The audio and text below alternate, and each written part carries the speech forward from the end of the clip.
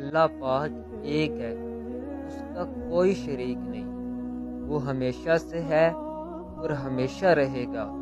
اللہ پاک نے سارے جہان والوں کو بنایا ہے، زمین آسمان، چاند تارے، دن رات، پہاڑ سمندر، جنات آدمی، فرشتے، جانور اور ہر چیز کو اسی نے پیدا کیا ہے۔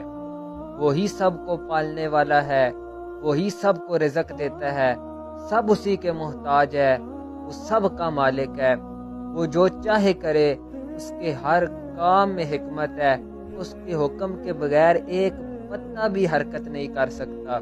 وہ ہر کمال و خوبی والا ہے اور ہر عیب سے پاک ہے۔ وہ ظاہر اور چھپی ہر شے کو جانتا ہے، کوئی شے اس کے علم سے باہر نہیں۔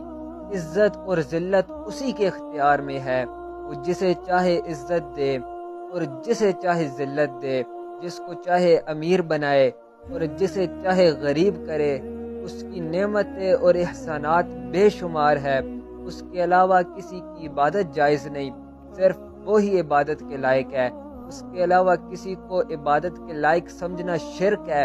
چاند، سورج اور بتوں کی پوجا کرنا کفر و شرک ہے۔ اللہ تعالیٰ کا ذکر کثرت سے کرنا چاہیے، اس سے دعا مانگتے رہنا چاہیے اور اس کا شکر ادا کرتے رہنا چاہیے۔